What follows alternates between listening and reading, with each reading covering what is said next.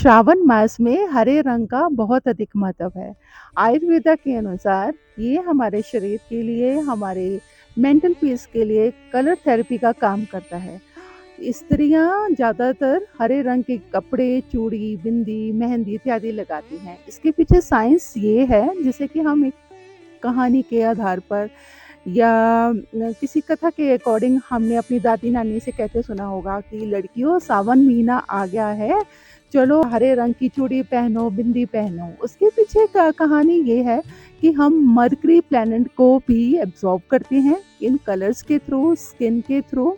और दूसरा, जेठ महीने की गर्मी की वजह से मौसम में काफ़ी ह्यूमिडिटी हो जाती है मॉनसून के दौरान, क्योंकि पानी पड़ता है बारिश का, तो धरती से जो जेठ महीने की तपती हुई गर्मी थी उसकी उमस बाहर निकलती है। और हम स्त्रियों को किचन में काम भी करना होता है, और टेम्परेचर और ह्यूमिडिटी की वजह से हम थोड़े चिड़चिड़े हो जाते हैं। तो इसलिए हरे रंग की चूड़ी, बिंदी, जो कि हमें शीतलता, मानसिक शांति व ऊर्जा, सकारात्मकता, नवीन ऊर्जा प्रदान करती है।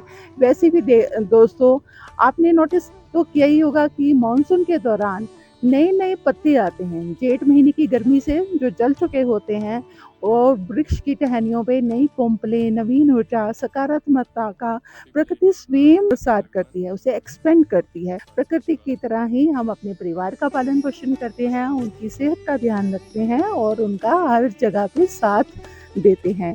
तो इसलिए जो स्त्रियां हैं, फेमिनिन एनर्जी है, वो एक सेंट्रल धुरी का काम करती है और उसके आसपास उसका परिवार इर्द गिर्द घूमता है।